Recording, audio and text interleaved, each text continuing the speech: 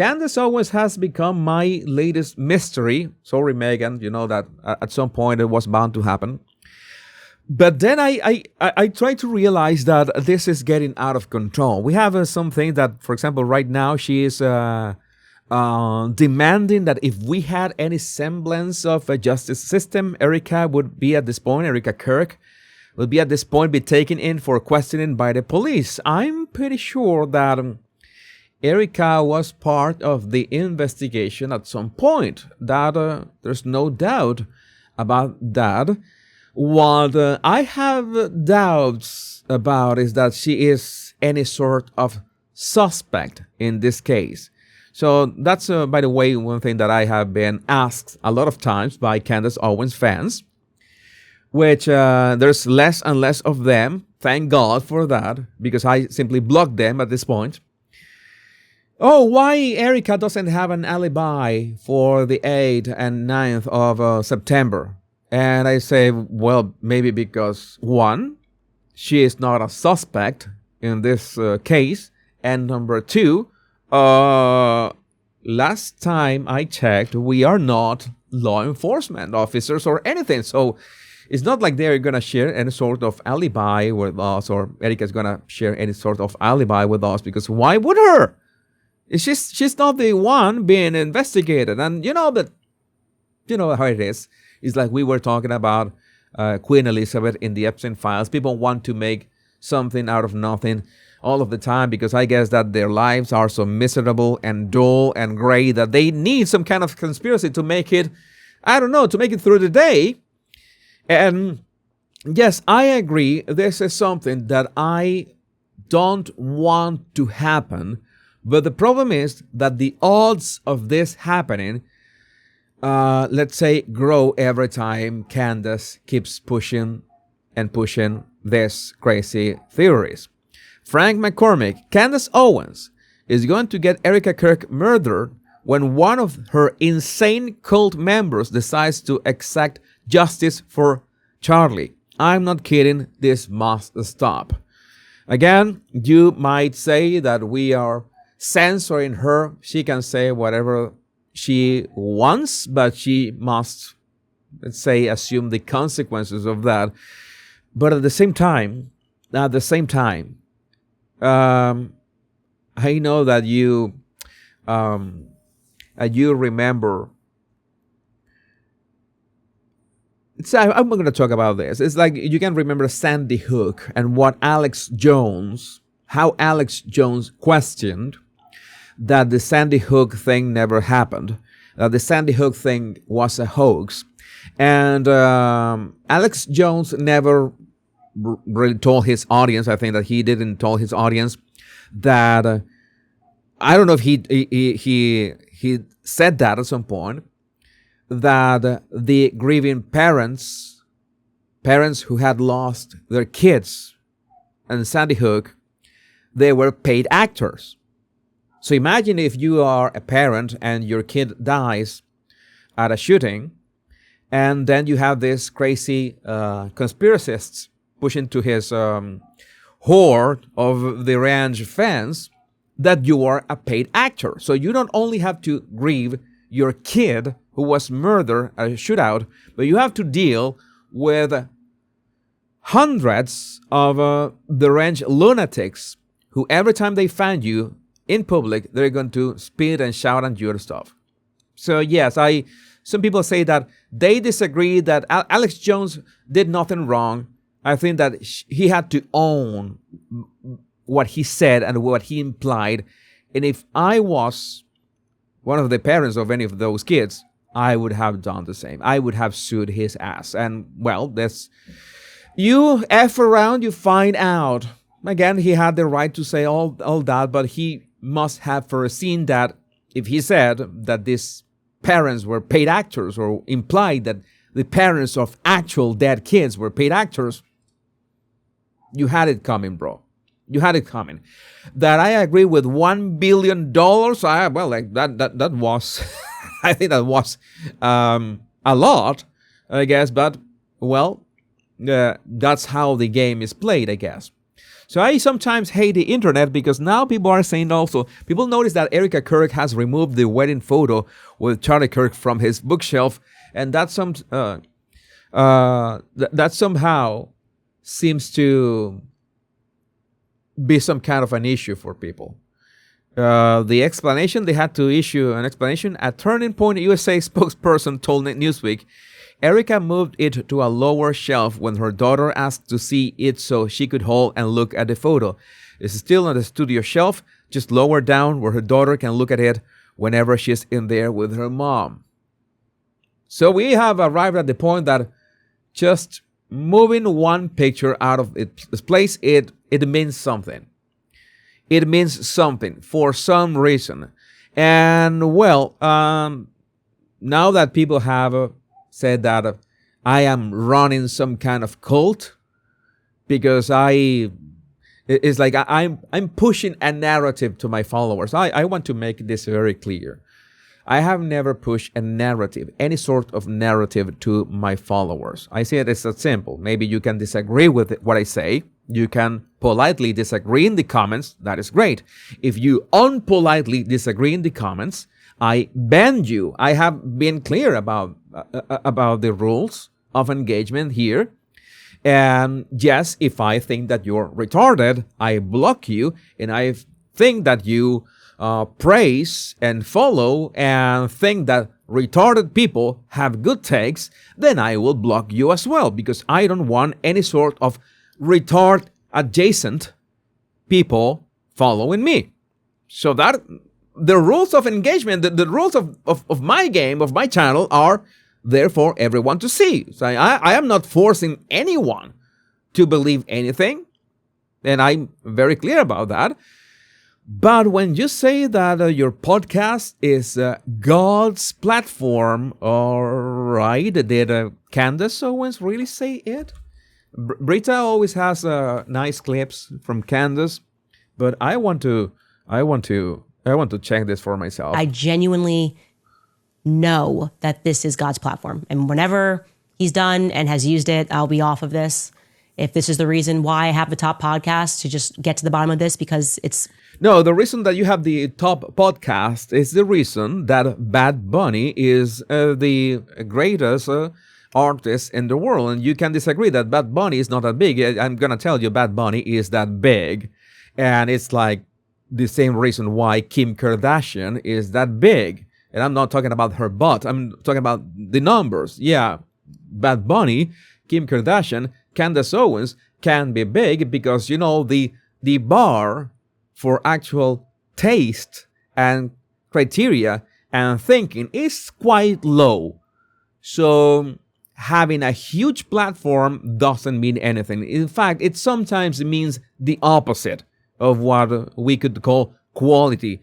Not only in music, but entertainment, but thinking as well. So, Candace, I don't know, that is not the win that you think it is. But what is the rest of the clip? Reveals so much to us, then so be it. I'm content with the story. Oh, right. So, yeah, yours is God's platform. Let me... I don't want to have Candace in an unflattering screenshot. Yours is God's platform. Yeah, that absolutely sounds like a cult. And of course, she makes sure that is a nice touch. I've never mentioned this. She makes sure to have the cross at the background. Nice touch, Candace. If somebody messes with you, they're messing with Chris himself, I guess. That's the way that you use symbols to, let's say, protect yourself from the naysayers. And of course, if you have seen my analysis on composition, you can realize that she has put the cross in the single most important area, the one that attracts the most attention in the frame from this angle. She's got two angles in her show. This is the 3/4 angle, like I don't know, this is the kind of 70 degrees angle. And she makes sure to have that cross in the background. That checks out. That is the way that you take cover. So also, Candace Owens, Jordan S90. Candace Owens wants us to commit an insurrection against the government if Tyler Robinson is found guilty. I mean, I I am following all these accounts. Shout out to S90 as well. And I sometimes say, is Candace actually saying all this? No, this can't be. This can be. That's cannot be real, right? This has to be too much. That was because everyone's just sort of trying to get the world to move on and stick this on a Tyler Robinson. This is actually a critical case, by the way. Tyler Robinson's case is critical because it's the final thing before we need to revolt. If we just find out that they can do this, not a shred of evidence. Who, for the, I don't know, upteenth time, who is they? If I could interview Candace Owens, my first and only question, the interview would have only one question. Who is they? I want to know. Who is they? That's all I want to know. Have they produced to tie this to Tyler Robinson? Nothing. And I told you when I sat down with Erica, they didn't have anything. They weren't hiding anything. People that were telling you that, oh, there's like, no, there was nothing. They didn't have more than what was told to the public. If they can just stick this on to a random kid, we got... Random kid. He was a random kid. Oh, yeah. Okay. Got problems. Like, lots of problems. So this is the final thing. If the legal system is also just a joke, I mean, I guess you could say my lawsuit with Brigitte is the same thing, and they're just using it to go after certain people and to protect certain people, which we kind of know that. Like, we don't know, but we know.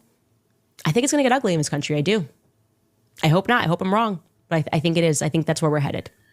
It's going to get ugly, and she said the word revolt, if I am not mistaken. So, okay, I guess maybe you're crazy, deranged, mommy sleuth.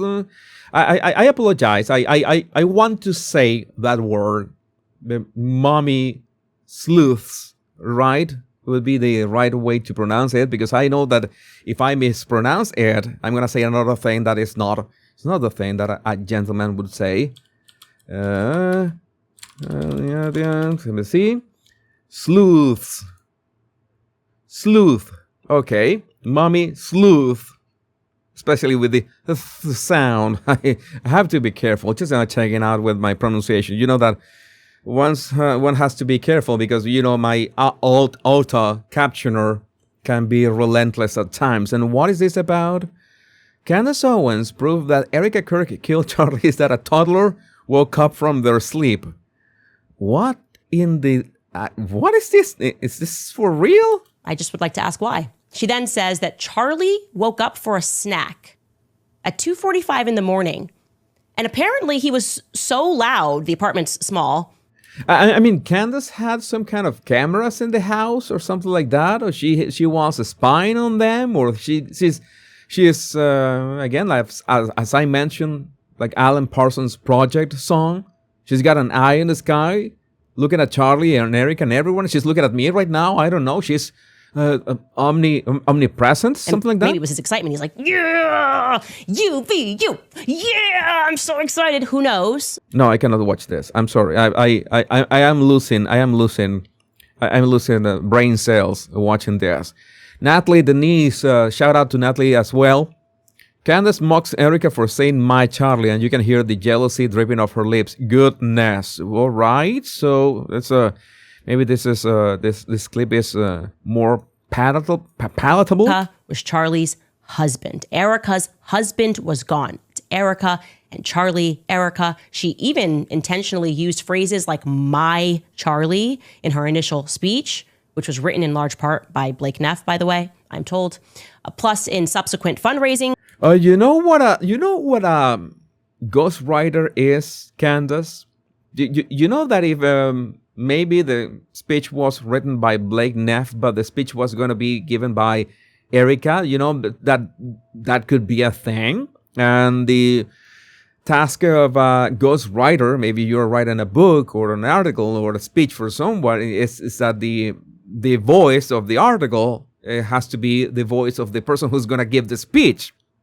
So I don't know if that is some gotcha for you, but okay, that is kind of lame, I guess. Letters and emails, they wanted the public to know that it was, quote unquote, my Charlie. to remind them over and over again, that's her husband, that's her husband. The intention was to lay, of course, the emotional groundwork for the sudden transfer of power. What the fuck? What? But I don't understand. Charlie was actually her husband. There's no lie in that. Oh, they were laying, by saying my Charlie, she was laying the emotional groundwork for the transition of power.